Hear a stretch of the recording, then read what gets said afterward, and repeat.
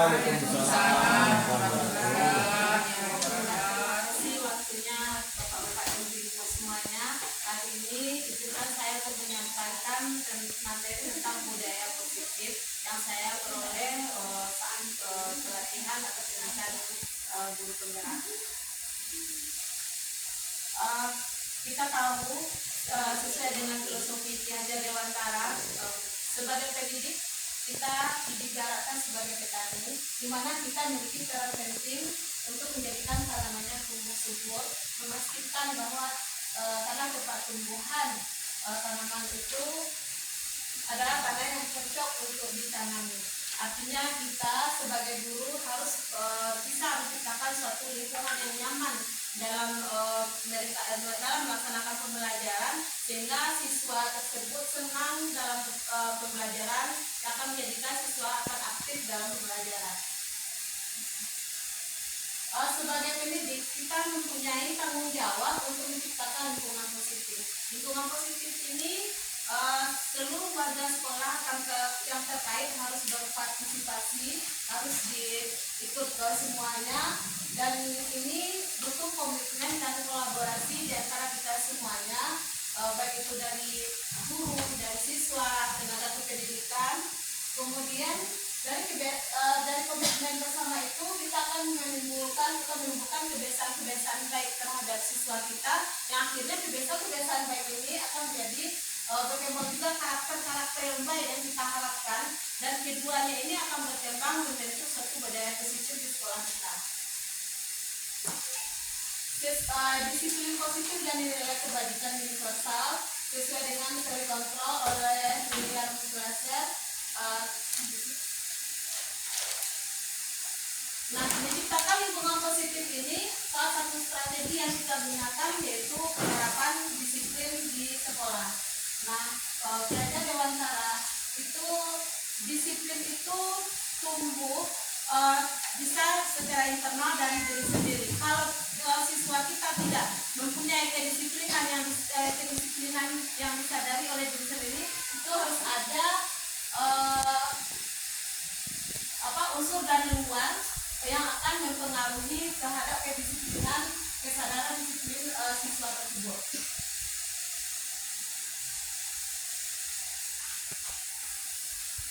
Nah, kata Ki Hajar Dewantara, untuk mencapai kemerdekaan dalam konteks pendidikan saat ini, untuk menciptakan kemerdekaan salah utamanya harus ada disiplin yang kuat. Nah, disiplin yang kuat ini adalah disiplin diri yang ada motivasi secara internalnya, dan jika itu tidak, kita butuh motivasi dari luar yang disebut dengan motivasi eksternal. Nilai-nilai kebajikan adalah sifat positif manusia yang merupakan tujuan mulia yang dicapai setiap individu. Salah satunya yang tergambar pada profil pelajar Pancasila ada 6 dimensi, yaitu beriman, bertakwa kepada Tuhan Yang Maha Esa dan berakhlak mulia, mandiri, bernalar kritis, berkebinekaan global, bergotong royong, kemudian kreatif, dan ada juga yang lainnya seperti kejujuran, tengah rasa dan segala macamnya. Kemudian teori motivasi, hukuman dan penghargaan, kemudian restitusi. Nah, di sini ada 3 motivasi perilaku manusia menurut Diana Bosel. Yang pertama, motivasi untuk menghindari ketidaknyamanan atau hukuman. Jadi siswa kita itu, baik kita sendiri, kita melakukan sesuatu itu karena untuk menghindari hukuman atau ketidaknyamanan. Kemudian yang kedua itu untuk mendapatkan imbalan atau penghargaan dari orang lain. Kemudian yang ketiga, ada motivasi itu memang berdasar dari diri sendiri, memang kesadaran diri sendiri, di mana ada beberapa nilai yang mereka inginkan dan mereka menghargai diri sendiri dengan nilai-nilai yang mereka percaya. Kemudian hukuman, konsekuensi, dan restitusi. Nah, kita tahu hukuman itu sifatnya langsung. Misalnya kita melihat siswa terlambat, kita langsung menghukum siswa. Kemudian misalnya kita suruh menyiram bunga atau segala macam. Kemudian ada namanya konsekuensi. Nah, bedanya dengan hukuman ini adalah konsekuensi ini kalau memang siswa itu melanggar peraturan, kita lakukan yang bukan begitu hukuman, tapi berdasarkan kesepakatan bersama dulu. Kalau misalkan siswa terlambat, apa kesepakatan bersama kita sebelumnya. Kemudian untuk salah satu restitusi itu adalah proses menciptakan kondisi bagi murid untuk memperbaiki kesalahan mereka sehingga mereka bisa kembali pada kelompok mereka dengan karakter yang lebih kuat. Nah, ini merupakan proses kolaboratif yang mengajarkan siswa untuk mencari solusi untuk masalah mereka, membantu murid berpikir tentang orang seperti apa yang mereka inginkan dan bagaimana mereka harus memperlakukan orang lain.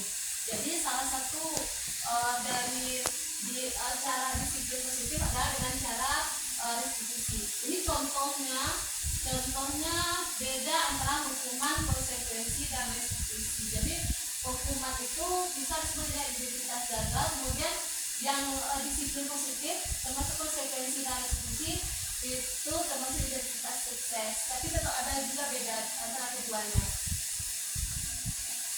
Kemudian keyakinan kelas ini merupakan kesepakatan anggota kelas tentang nilai-nilai universal yang harus kita dipatuhi.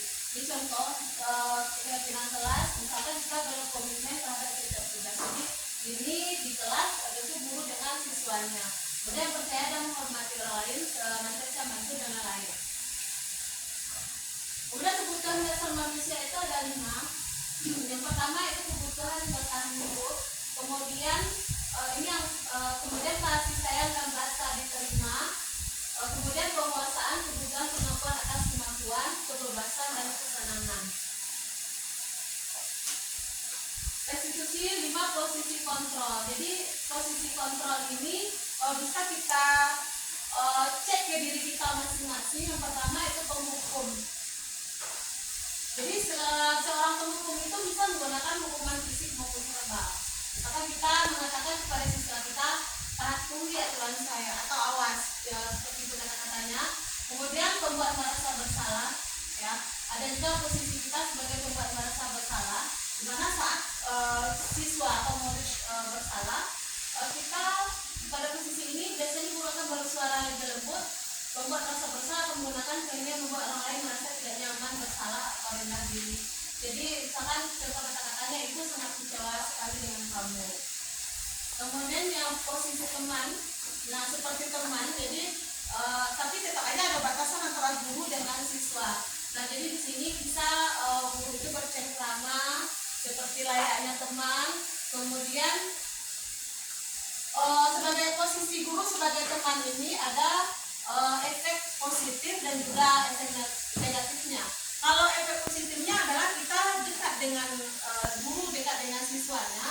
Tapi kalau efek negatifnya nanti saat mereka tidak bisa dibantu, siswa ini akan merasa kecewa. Ini contoh kata-katanya mungkin kepada siswa yang sudah kali ini tidak apa-apa, nanti ibu bantu bereskan seperti itu. Kemudian yang keempat itu pemantau. Nah kita sebagai guru juga bisa posisi kontrol kita bisa sebagai pemantau. Di sini kita mengawasi. Pada saat kita mengawasi, kita bertanggung jawab atas perilaku orang-orang yang kita awasi. Jadi posisi pemantau berdasarkan pada peraturan-peraturan dan konsekuensi yang atau kesepakatan kita sebelumnya dengan siswa. Ya, contohnya kata-kata yang kita keluarkan bisa sanksi atau konsekuensinya apa kalau kalian melakukan seperti itu, misalnya seperti itu.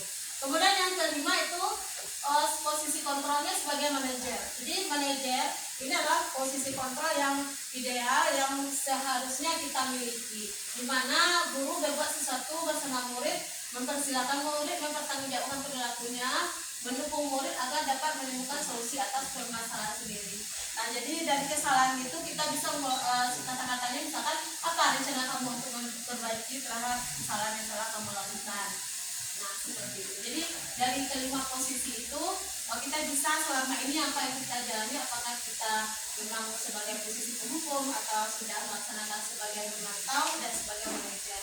Kemudian ada segitiga restitusi. Jadi segitiga restitusi ini ada 3 tahapan. Yang pertama itu menstabilkan identitas. Jadi siswa kita panggil dulu, ya kita beri kenyamanan dulu, jangan menghargai dulu salah, seperti itu. Atau tidak ada manusia yang sempurna. Jadi siswa itu kita beri rasa nyaman dulu. Saya juga pernah kita bisa menyelesaikan ini. Kemudian yang sisi kedua, yang tahap keduanya itu validasi tindakan yang salah. Ini menurut teori kontrol, semua tindakan manusia baik atau buruk pasti ada tujuannya. Jadi misalkan kata-katanya, padahal kamu bisa melakukannya dulu kayak ini ya, atau kamu pasti punya alasan mengapa melakukan hal itu. Kemudian yang ketiga, menanyakan keyakinan. Ya, menanyakan keyakinan ini